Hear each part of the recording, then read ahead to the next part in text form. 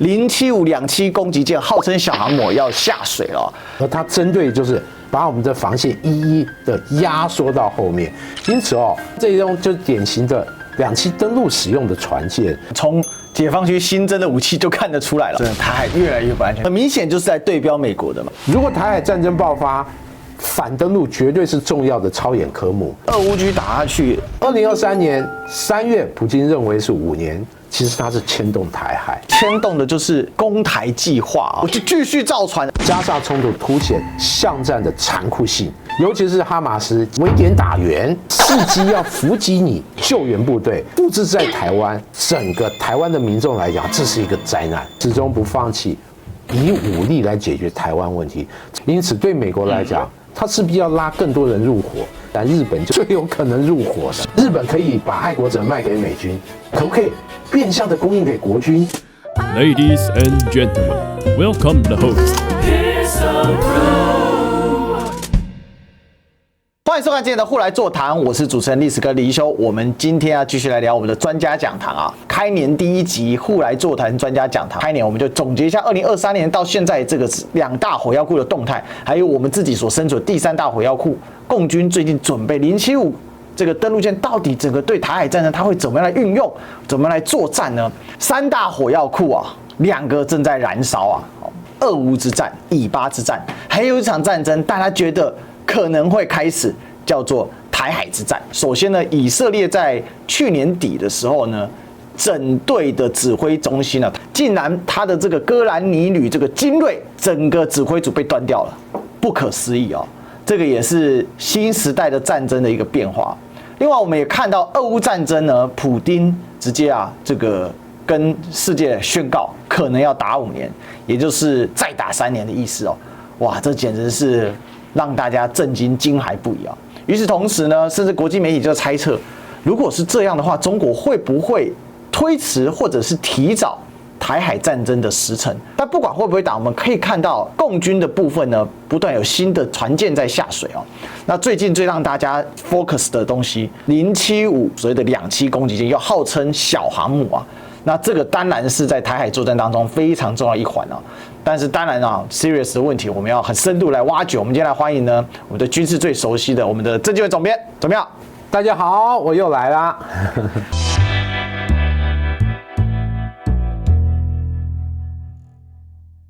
很欢迎总编这个开年第1集来到我们的现场啊！大家可以看到这个报道，甚至是绿媒在台湾都报道，也就是说这个消息已经全世界知道了。对，因为以军的这个精锐哥兰尼旅这个是它的正规编制，不是大家说的那种后备军人动员的哈马斯这个战力真的让人家很惊骇啊！那这也城镇战，因为对台湾来讲，大家是非常关注的经过了这个2个月的战斗之后，竟然要从加沙地带来撤军。你最精锐的为什么撤军呢？因为呢，从10月7号就是以阿这一轮新的战争开打以来呢，以军不仅呢损兵折将而且呢是打到省到什么程度呢？士兵阵亡的数目，有人说可能有隐瞒或低估，也就算了。他的该旅的指挥官整组被端走这个组长上校阵亡，然后呢，第13营指挥官也阵亡那首先呢，这个事出的起因是这样有4名以色列的士兵呢，因为脱队被哈马斯士兵围困当时呢，这个指挥小组呢，这个叫巴萨特上校呢，就带了一个整个的小队去进行救援就抢救雷恩大兵结果被哈马斯的战士给射俘7名队员全数被歼灭这个巷战的这个状况呢，可以看得出来以军呢长期的安逸这个是中国兵工科技的军事杂志的主编他所表示的大多数无法适应高强度巷战，因为我们知道巷战很吃心理哈马斯就抓住了这个弱点然后引诱他来救援，最后呢把他全部给歼灭。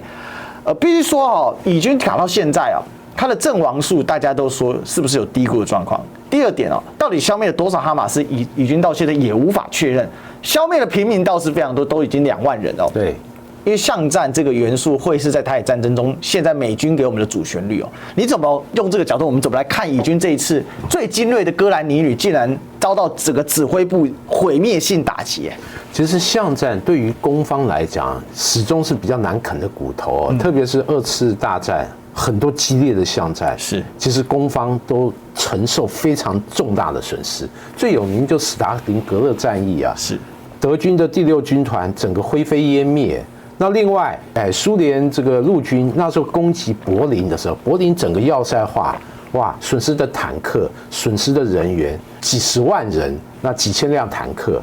可见得整个要塞化的一个城镇作战环境，特别是敌人精心经过防御的相关的设计，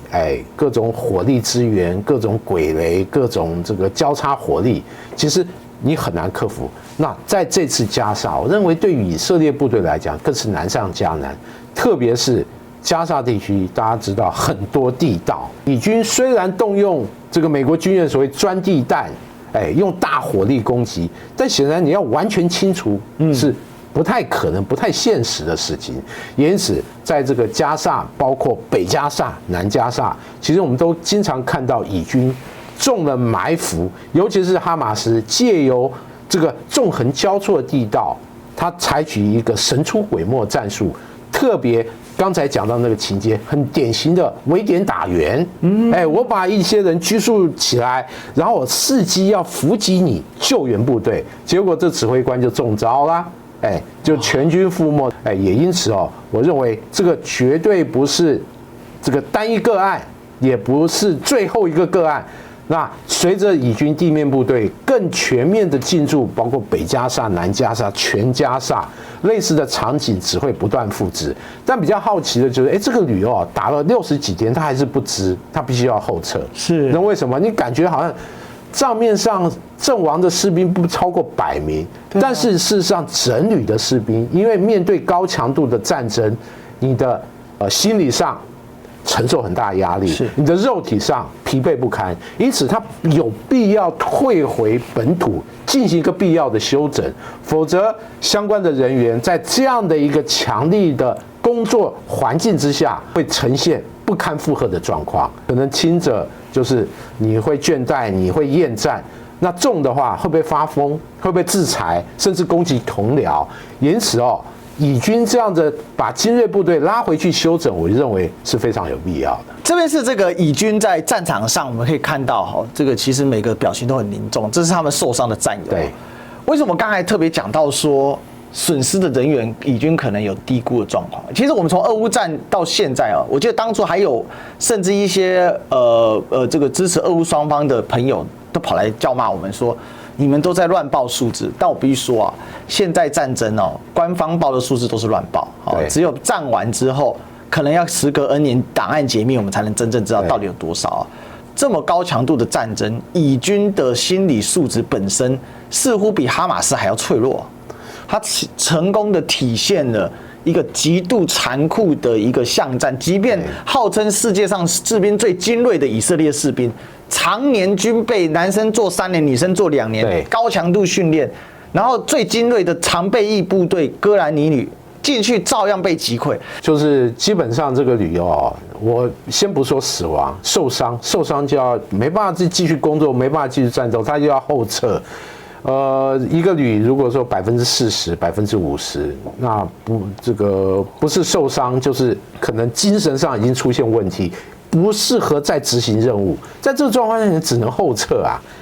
刚才又讲到一个重点，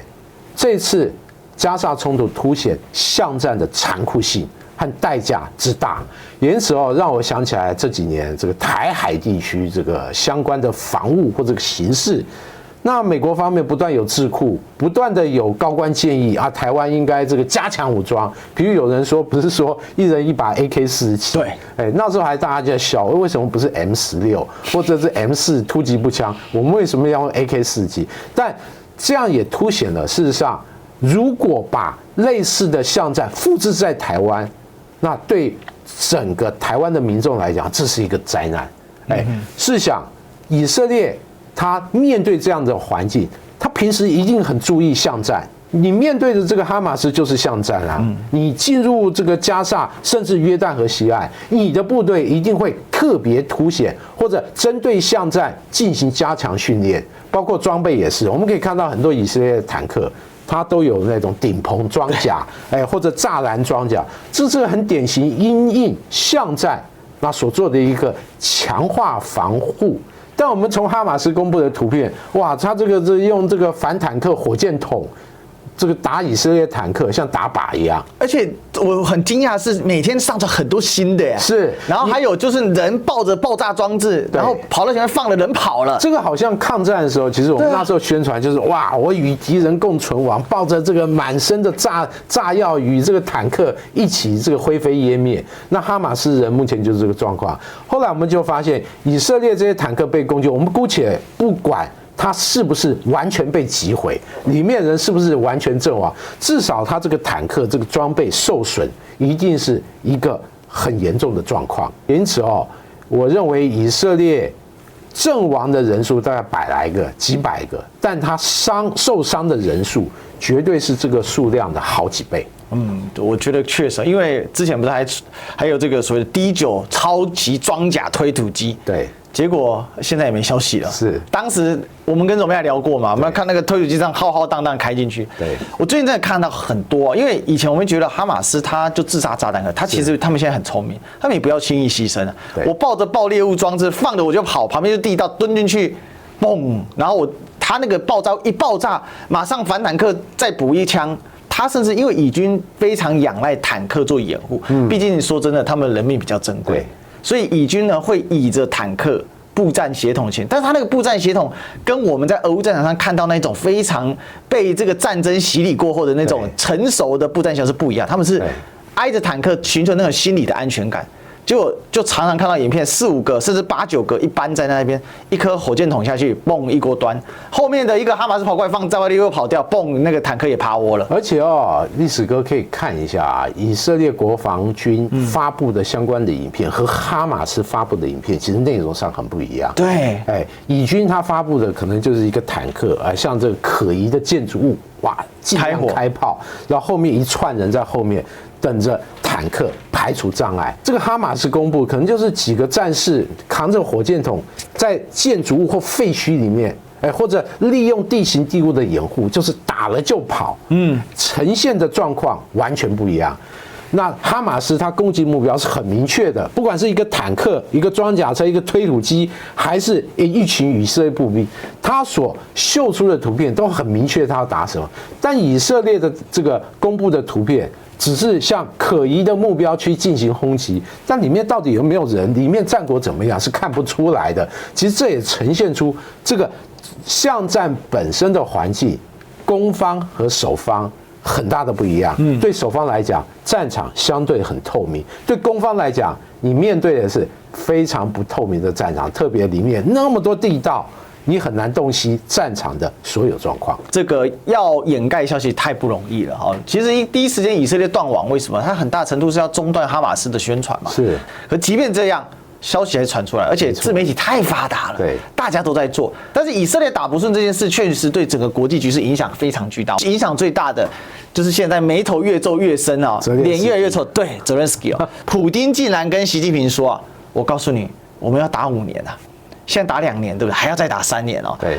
这个是日经亚洲的报道，他说俄罗斯总统普京啊，普丁在今年3月的时候，在莫斯科跟来访了习近平的中国国家主席说呢，至少要打5年哦。那这个消息最近才被披露出来啊。那如果再打5年，中国可能会有更多的西方压力啊，那打击中国已经陷入困境经济这样子，但这是西方的一个关注的重点啊。但我们关注的重点其实很简单啊，对，就是要再打5年。我的天啊，这怎么玩了？就2023年3月，普京对习近平所说的3月的评估和年底，我认为大大的不一样。不一样，特别发生了什么事？就是乌克兰所谓的夏季大攻势。夏季大攻势面对这个俄军的苏洛维金防线，不止进展有限，而且牺牲消耗大量有生力量，包括人员大量的伤亡，还有这个欧洲和美国支援的很多武器大量的折损。那我们看相关的图片就知道，很多豹二战车啊，还有装甲车啊，被毁在地雷阵，或被这个自杀飞机攻击。这个俄军也这个把空拍机、自杀飞机用的非常的纯熟啊，不亚于乌克兰。他们现在连班级单位都会佩戴无人机，对，特别是那种第一视角那种自杀攻击机哦。目前很明显战况就是乌军不只是没办法再取得一些进展，而且我们发现他逐步后退。夏季攻势所获得一些战果，那不只是会打回这个原战线，而且还继续往回退缩。最著名的、最经典的就是马林卡镇。马林卡镇，大家觉得马林卡好像没什么，就不是一个小据点吗？小城没错，但它战术价值非常的高。尤其对乌军来讲，它是2014年就开始坚守这个要塞化的小镇。要塞化为什么要塞化？因为它可以威胁顿涅茨克，距离才20几公里，它的火炮可以直击这个地方，让俄军或者顿涅茨克这个他声称的这个地方政府伪政府没办法有效控制，我火炮随时可以威胁你。但在这个2023年底，马林卡镇已经确认啦，被俄军完整攻占，这个武装到牙齿的这个重要城镇都被攻克。那接下来北边的阿夫迪夫卡或者巴赫穆特陆续失守，对于乌军的整个士气来讲，我认为是一个毁灭性的。也难怪近期乌军的包括一些重要的军官，发表不利的总司令，对自己都承认这个越来越不好，而且从战场上好像乌军投降的状况，这种相关的案例也越来越多。乌军的总司令扎鲁内将军呢，他最近在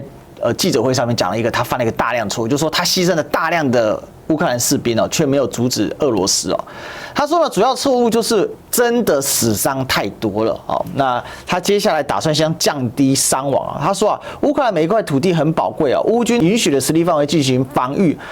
但乌军减弱就要以减少损失为首要目标，再去夺回土地。他甚至说呢，2024年的战争跟2023年的战争非常不一样，乌军要适应变化才有可能获得胜利。其实这已经是一种内战败宣言了。这代表乌军不只是战力，因为后继无力，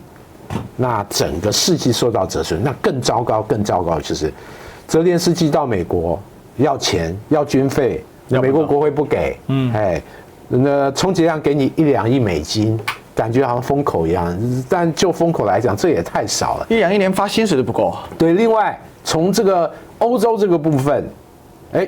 这个目前获得的反响也不好。对于这个乌克兰来讲，没有钱，没有这个及时的武器装备，弹药也不够，再加上很严重就是你还有足够的兵源能让你继续征兵吗？你是不是以后战线上面不是老的，不是小的，要不就是女孩子？那对于乌军来讲，你这样的部队怎么继续打仗？因此我个人解读是，2023年3月，普京认为是5年，但就目前的状况，我认为能不能再打2年，其实就目前的形势来看，其实都有很大的问号。这个乌军总司令他只是把目前的状况还有未来他担忧的状况跟大家诚实相告而已。那我必须说，扎卢日内将军是一个很负责的将军，因为他是坦诚牺牲他现在要保他们的乌克兰老百姓、乌克兰士兵。总编的意思是说，依照目前可能很难再真的打到5年了。但打个3年、4年是还是有这个可能性。这主要就是看乌克兰他什么时候就是真的撑不下去，还有最重要就是美国和欧洲的资源。那目前看来似乎有问题，是，但这个趋势会不会延续到明年？是不是真的已经榨不出所有的钱？欧洲方面会不会转为比较积极，或者各国经过协调我们没有给你1000亿，那我还是给你个700-800亿，会攸关乌克兰到底是不是我就干脆定下城下之盟。我就是买单了，4周就是割给你。但是对于目前泽连斯基政府有点困难，毕竟收复失土他已经立法在里面，不跟俄罗斯和谈，那你怎么解套？何况乌克兰目前泽连斯基不只是4周，我连克里米亚都要回来。对，当然这个俄罗斯绝对不会同意嘛。因此，我认为可能让子弹再飞一会儿，那个乌克兰方面真的已经决定我要止血，不能再这样下去。我认为这个战争才会有止急、停火、甚至去和谈的可能性。那当然大家都知道嘛，因为俄乌战争之下呢，俄国跟中国之间是有非常紧密的这个交流的啦。好，那当然这个是不是同盟更是同盟的说法，所以其实也牵动了整个台海局势。那当然国际媒体就会觉得说，那你这里面是不是还有一些对跟台海有一些联动呢？哈，但是呢，在跟台海联动之前呢，有一个国家先出手了，谁呢？日本啊。那说跟日本有什么关系呢？大家没有想到吧？以巴战场导致俄乌打不顺，因为美国给不出钱了，结果俄乌打不顺了，日本来下场。好，那日本又跟我们台湾有很关系。好，日本官方长官说，日本出口到美国的爱国者导弹啊，那他说不会用于俄乌战场。你出口爱国者是出口爱国者。但这不会到俄乌战场，更奇怪的是，爱国者是美国的，怎么变日本来出口啊？对，我们来看一下哈，这个是日本的外务大臣，就是日本外交部长了哈。他说，我们已经确认了，爱国者地对空导弹将由美国军方使用，不会转让第三方。我们没有考虑这些导弹会在乌克兰使用。另外呢，他说这是有助于我们的国家的安全跟印太地区的和平跟稳定啊。主要是为什么现在日本可以出口这些武器呢？其实就是修改了相关的规范啊，比如说防卫装备转让三原则跟行动指南。这个防卫装备转让三原则谁以前修的？其实就是安倍当时修，就是让可以出口具有杀伤能力的武器啊。那我们看到的是很奇特的地方是美国呢想向乌克兰提供爱国者飞弹，但是武器短缺。美国就要求日本来提供武器，那日本呢来出口支援乌克兰，可是问题日本又不愿支援乌克兰，其实这个很复杂。但是我们要提到一个问题，就是说现在日本也等于是间接去涉入到了这一场战争。对，到底什么样的原因变成爱国者日本来造输送给美国？那美国要拿去给乌克兰吗？其实历史课点出这个新闻我觉得眼光独特特别这个事情，其实我必须说，你把这个视角放大。其实它是牵动台海，是。但我先姑且先回顾之前的一则新闻，这个目前这个爱国的状况和之前韩国炮弹的逻辑是一样的。就俄罗斯的观点来讲，你还是支援俄乌战争，是。而且美国把库存的弹药供应给乌克兰，然后把这个韩国的弹药拿来做库存，就这一点来讲，也是在支援俄乌战争啊。是。美军会真的按照美军自我约束，我这下炮弹我只自己用，我不供应给乌克兰，这个简直是不可能的嘛！除了飞弹或者硬体本身相关的零附件呢？我把它拆零了，我把发动机、火药，我拿去供应给俄乌战争，或者美军要军援的飞弹，把这个日本的零附件把它用在上面。日本人管得到吗？管不到，所以这个事情事实上对于日本的武器介入国际冲突开了一个方便的大门。但话题又来了，有人说这个和台海有什么关系？对，这几年不是美国这个拼命卖很多武器装备给这个台湾吗？对，除了原来的军购以外，它还以军援的方式来供应。试想，日本可以把爱国者卖给美军。那其他的像海军用的标准2的飞弹，或者空军用的 AIM-120，或者陆军的战甲车辆里面的一些零件，日本可不可以变相的供应给国军，支援台湾军方使用？我认为这个可能性是非常非常的高，而且大家知道，日本是机械大国、电子业大国，国际间很多美系的武器零附件是通用的。那国军使用的，日本也有生产，因此在必要的时候，日本完全可以把这些零件供应到台湾，让国军在台海战争，让很多武器继续发挥它的功能。我认为像这个事情，再结合美国积极要把这个整个西太平洋整个防御体系把日本拉入伙。有什么四方安全对话啊？还有美日加强这个同盟啊，还有频繁的在这个周边举行军演。日本部分的兵力或者这些武器的零件、附件乃至成品，那进入台湾，我认为这个想象空间确实值得大家高度关注。所以，如果是俄乌局打下去，很可能牵动的就是所谓的攻台计划对，那刚才其实总编提到了，其实媒体就报道出来，你看大家来看日本开始出售爱国者飞弹，台海战争的时候，会不会卖给台湾哦？那就刚才提到的，你已经可以出口杀伤性武器的嘛？很多分析师就认为说，台海一爆发战争，日本一定是毫不犹豫的就把这些飞弹拿进来，有很多的一些讨论跟争议。但确实媒体已经开始在报道这个问题，也就是台海战争实质上受到了以巴、受到了俄乌，然后再牵连到台海整个形势的发展哦。共军当然会有所反应嘛。对，好，那我们就看到共军的反应是什么？我就继续造船，而且我继续准备。我最担心的是，他们可能会更早的提前准备好，用最坏的打算来对台海的问题做打算。因为如果俄乌战争迟迟不结束，那你就说，那俄乌战争开打，那讲白了，美国的保护伞就削弱了嘛。对。那对中国来讲，他看穿了你美国，有一个很大问题是，你根本没有心要来跟我解决台海问题的话，那再加上台湾如果在政治上的变动，又出现了相对抗中的一个状况的话，那自然而然我一定要有最后的手段跟权利。那最新的这个说法是什么？就我刚才一开始开头跟大家提的075-27攻击舰，号称小航母要下水了。第4艘075呢，已经完成舰岛吊装，按此进度，明年初就下水。那还会有1艘呢，或更多的新技术的075舰，甚至呢新一款的叫076型的技术验证舰都已经准备好了。那这个水2栖攻击舰速度非常快啊，2011年立项立顶啊，然后呢，在2栖舰艇制造经验丰富的中船工业开始造的时候，造到现在呢，嘣，已经4艘了。第1艘2017、2019、2021，每2年就1艘，所以2023年理论上1艘，那现在拖到2024年初，所以甚至有人说，搞不好2024年底才会再来1艘。是，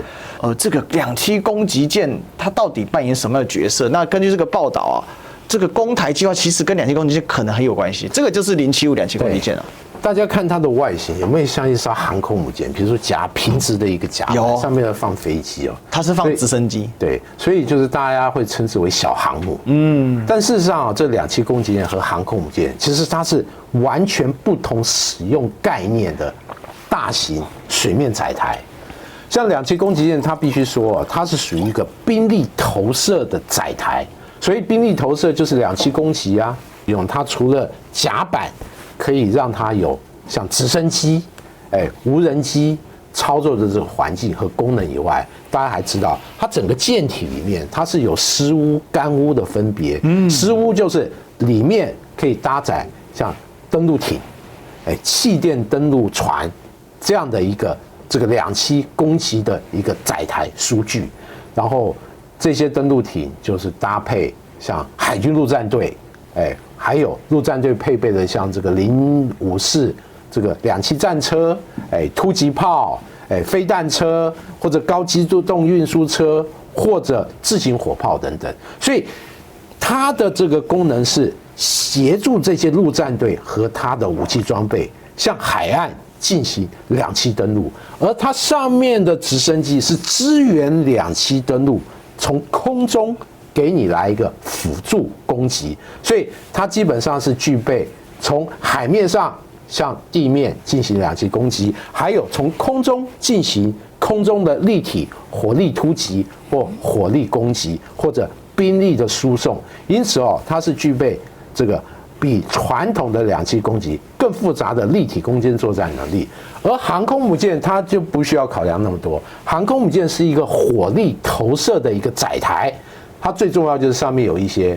这个完整的舰载机，不管是战斗机、攻击机、反潜机或者预警机，它遂行的是属于一个火力的投射。而这个火力投射是用于攻击人家可能地面的重要目标，海上的船舰。用在台海，大家一般来讲最重要的使命是反介入、区域拒止，而它针对就是如果台海战争爆发来驰援的外军的船舰，它就是利用这样火力投射进行火力覆盖，来让敌人知难而退。因此虽然这个小航母大家称为小的航空母舰，或者看起来像航空母舰，但我刚才介绍以后，大家知道使用的目的功能是天差地远啊。所以如果从这样来讲的话，航母更具战略价值，而075这种2栖攻击舰，它是战术上要来使用，因为它必须直接直面登陆的这种状况。那也就是说，如果像这次的新闻报道中又新增了1艘075-2栖攻击舰，那等于解放军是快速在整备所谓的跨海、渡海，甚至是登陆作战的能力，我可不可以这么说？确实，尤其是这种2栖攻击舰，它不止075啊，它有071，目前是10艘这种综合的大型登陆舰。那另外还有比较旧的072型坦克登陆舰，你看072就是像国军也有这个 LST， 它会开门的。对，它的舰首有一个大的开口笑，这个是072嘛？对，072。那你看这里大家有看到这有一个口子，好，那它就是刚才这个登陆就是长这个样子。这个是解放军实际操演哦，你看这个是解放军的坦克车，它的突击炮哈，这个打开就开下来哦，会在这个滩涂上。那071的这个综合型登陆舰是这个哦，等一下我们一个一个来跟大家介绍。好，那另外讲到气垫船的话是这个726型啊，那我们可以看它怎么操作呢？这也是实战的演训的时候所这个截图到的啊。你看啊，它打开，然后坦克就直接开出来这样子啊。其实这个才是真正影响台海作战当中非常重要的元素。对，像国军长期经营这个台海周边这个环境哦，这制空、制海、反登陆，一直是国军重要的这个防卫的使命，特别是反登陆，像它这种就是典型的2栖登陆使用的船舰，是想航空母舰可以火力覆盖，可以把台湾周边绕了一圈，但它没有兵力投射能力，因为它没办法协助陆战队进行2栖登陆，它只能掩护你。而这个2栖船舰它不一样哦，它就可以遂行兵力的直接投入。试想，陆战队上来，武器上来，它就是一个控制你的领土，把我们的防线一一的压缩到后面。因此哦，对于国军来讲，过去来历届的汉光演习都是反登陆，绝对是重要的操演科目。当然，针对这样，其实解放军这几年，它随着兵力、武器装备、整体国力越来越高，它的2栖船舰也越造越大，越造越多。比如说071，我们刚才就讲，它已经有10艘了，10艘了。这个主要它是我看它后面开了一个口子，它自己不能抢滩登陆，不能抢滩登陆。对，但它后面它这个里面的尸屋，它是可以进驻像这个下面的气垫登陆艇，还有一般的登陆艇、机械登陆艇。此外，它这个后面后甲板可以搭载至少3架大型的直升机。也因此，它可以进行传统的这个海上的2栖登陆，它还可以利用直升机提供快速运兵、垂直登陆，或者提供一些火力支援。当然，就它的功能来讲，071它的吨位比较大，因此它整个搭载陆战队兵力，它的能力是超过072。但072使用的哲学和它不一样，它主要就是直接开上海岸，然后进行兵力的这个登陆。就功能来讲，2个其实是相辅相成的，那都属于2栖登陆船舰的一环。也就是说，它这个是提供像气垫船在比较近岸的地方了，而这个是已经到了滩涂上了，对，到了滩头上，直接抢滩，直接要抢滩了。而这个就是如果从那边释放出来，或者从它这个也可以释放出来，就是它也是另外一种抢滩的，对哦，就是说726这个气垫登陆艇的部分哦。那当然我们要回过头来哦，刚才有讲到说这个2栖攻击舰啊，很多人就会说，那你世界上最强的2栖作战部队是美国的2栖陆战队，中方有075哦，我们是不是来对标一下美方现在最新的美利坚级2栖突击舰哦？对，总编怎么看这2艘船的差异？还有这个会提供，就是说在台海作战的时候会有怎么样的一个登陆的形式？其实哦，这个美利坚级2栖突击舰可以说美国2栖突击舰大概第4代吧，第4代还是第3代？那这个解放军071是它2栖攻击舰的第1代，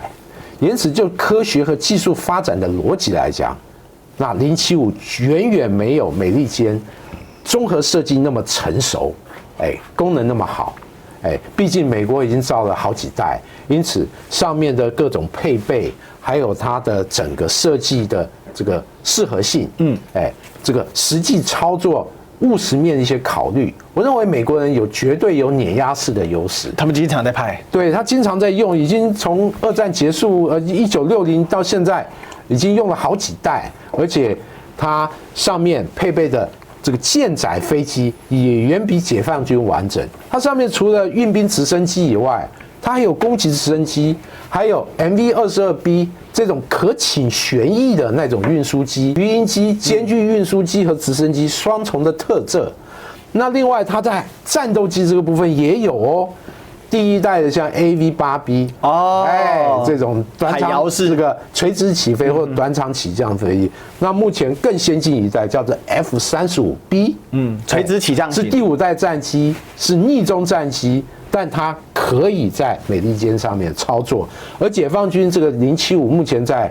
舰载机这个部分其实就吃很大的亏，它主要就是像直8系列、直9系列，目前这个直20的海军型那数量还不够充分。那未来据说它还要搭载一些无人机，但我觉得就目前现况来讲，无疑跟美国海军相比，它还是处于一个相对比较稚嫩的阶段。因此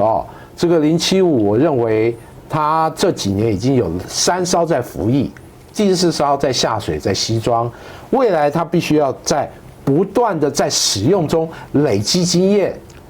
不管是对于硬体装备的持续精进改进，还有最重要就是你的战法战术能不能配合你硬件发展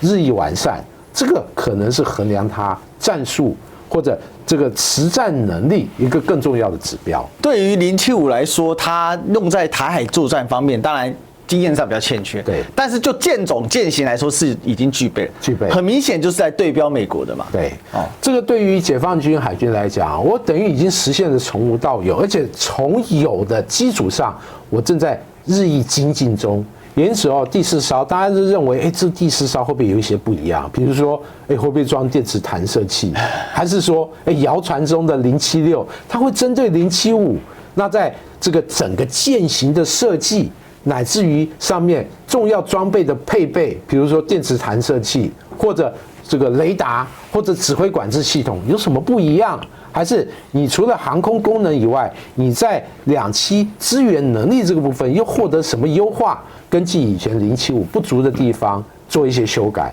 因此，我们也当然很好奇，希望能赶快看到076的真容。这个075之后还有076，刚才左边也提到说，它持续在进行优化了。当然，我们希望它的兵锋不是对台湾了，两岸还是要和平啊。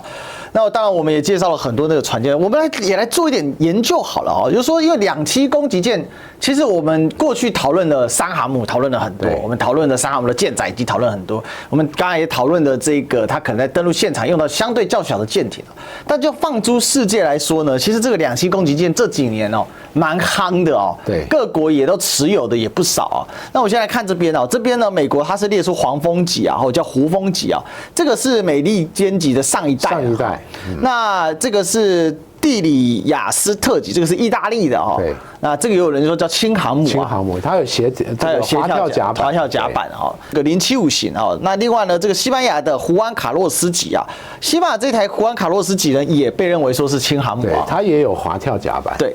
那再来是法国的这个西北风级这个就比较纯正的所谓的2栖登陆舰。那还有呢，韩国这几年军武其实进步的也是非常厉害它的独岛级看起来也是比较纯正的所谓的直升机母舰或叫2栖攻击舰。对，总编是帮我们评一下，哇，这么多这样的一个2栖攻击舰的设备，其实台湾目前对于2栖攻击舰的应对，跟我们自己是没有这样的船舰。我们没有，因为这个船养起来比较昂贵，而且就台海的作战环境，那国军其实可能不太需要这样的一个船舰。那另外就是国际间主要的国家特别我们看一下，都是发达中国家有这种2栖攻击舰。为什么呢？那最重要，它是平战结合的一种船，就是战时的时候，你具备比较好的2栖作战能力，你可以有比较好的兵力投射，但是在成平时候，特别面对这种大规模自然灾害的时候，这种船用于救灾或彰显国际影响力、负责任的大国，比如说南海海啸，我派一艘这样的船过去，载物资或者应急的改装，上面这个增设很多病床。至少可以让灾区的民众获得更及时的支援，救灾母舰展现你国家这个海军的实力，然后又可以撤侨支援救灾。哇，那这几艘是不是也稍微帮我们这个捋一下？您怎么看呢？这几艘当然是最成熟的，还是美国的黄蜂级。目前最新的就是这个美利坚级嘛。而且黄蜂级算是上一代，但这几年经过现代化改装，它还能配备 F35B。因此目前的黄蜂级已经变成一个小航母，它搭载的飞机没有美国的超级航母10万吨那么大，但我想要的功能，那航空母舰，我都具体的有，尤其是在战斗机这个部分。那其他国家因为限于国力的关系，像这个意大利这个迪里亚斯特级，那它就是配备 AV8B 这样的一个飞机。那由于意大利也有买 F35。那未来也有可能会配备 F35B。此外，像一些反潜直升机或者运输直升机也有。那至于说075，我们刚才已经讲了，目前它就主要是搭载像直8、直9，就是运兵的直升机。这个2栖攻击的时候，这个空中突击兵力相关的运用。这个其他的像这个胡安卡洛斯级，这个西班牙的嘛，还有西北风是属于欧洲。那个船型我们就可以看出，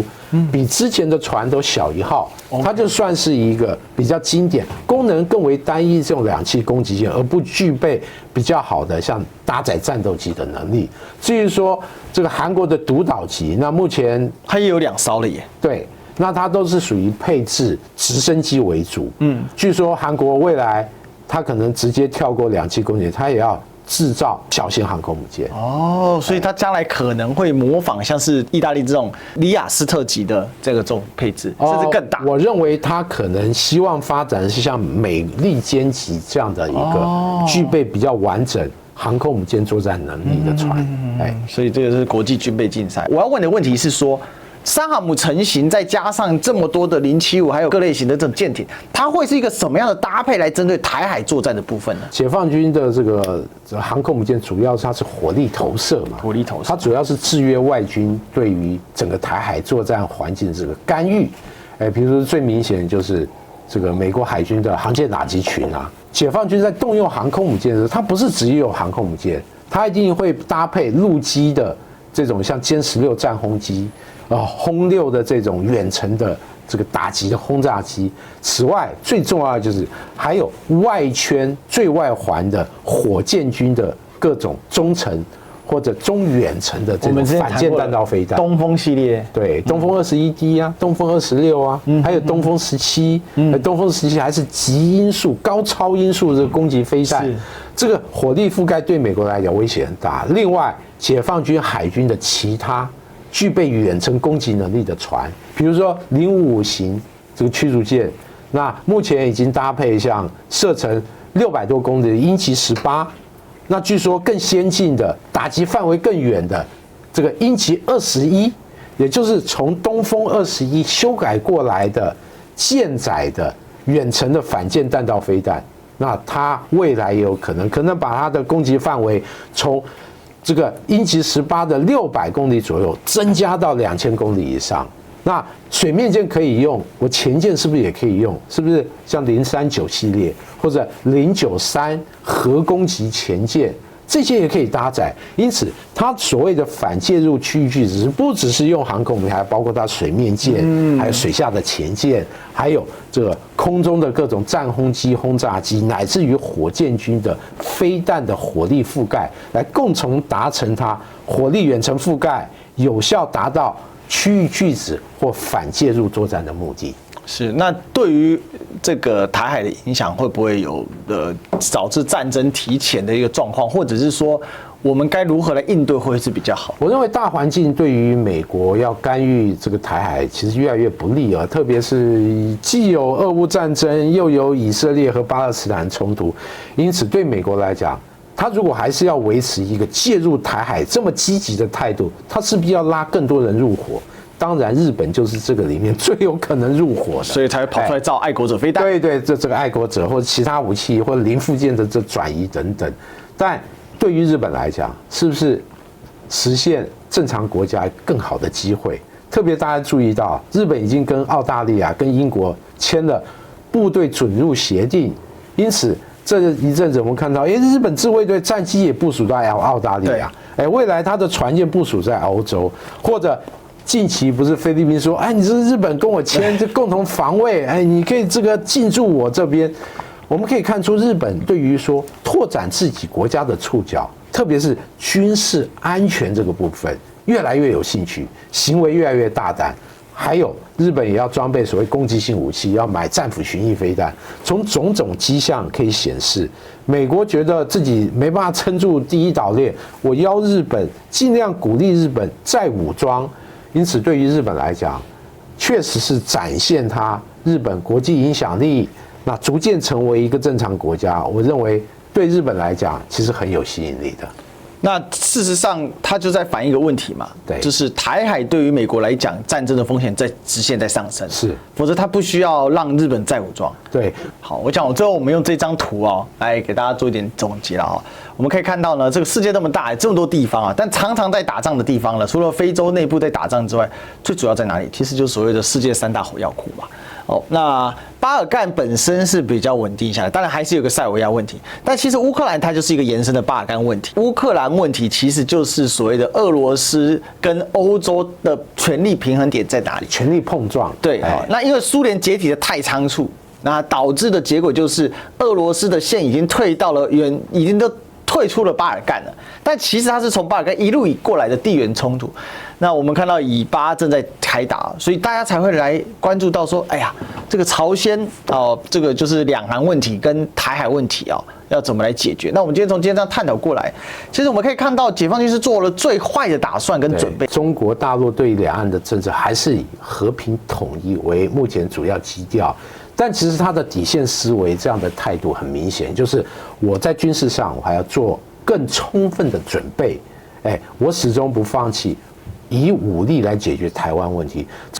但这几年随着中美大国竞争的关系，这个形势可能也不是中国大陆自己能完全主控。美国方面对于中国大陆带来的挑战，特别以台湾议题来作为一个很好的筹码，让大家觉得是台海越来越不安全。从解放军新增的武器就看得出来了。是我个人认为，就是说台湾人目前对于所谓的火药库的这样的一个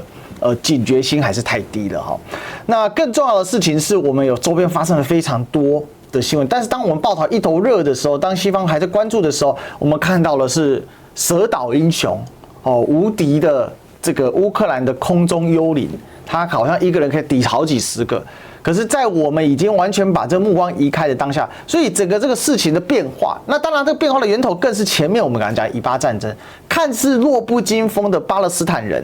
看似只有土制武器的哈马斯，竟然可以一锅端掉了整个以色列最强的步兵旅的整个指挥部，把它给端掉。这样的状况，其实就可以看到国际地缘冲突的时候，它的不可控因素跟它的外溢的效应是非常巨大的。以色列的哥兰尼旅被歼灭，它的蝴蝶效应呢，竟然是外溢到了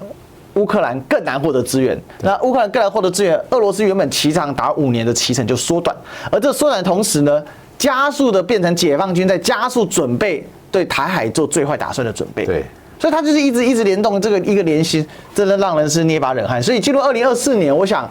局势会变得更复杂，尤其美国又在选举了那我们今天会来座谈呢，专家讲堂我们就聊到这里。我主持人历史哥李修，我们最后还是要跟大家讲，记得按赞、订阅、分享、打开小铃铛，还有呢加入我们的会员是最重要，可以让我们获得更多的粮草。也欢迎大家可以线下的超级留言，超级感谢提供的意见让我们知道。也欢迎大家可以用绿界 PayPal、微信、支付宝、邮局有更多的粮草让我们做出更多精彩的节目。那我们今天呢，再次谢谢郑主任总编，谢谢。好，那我们就下一期再相见喽，拜拜。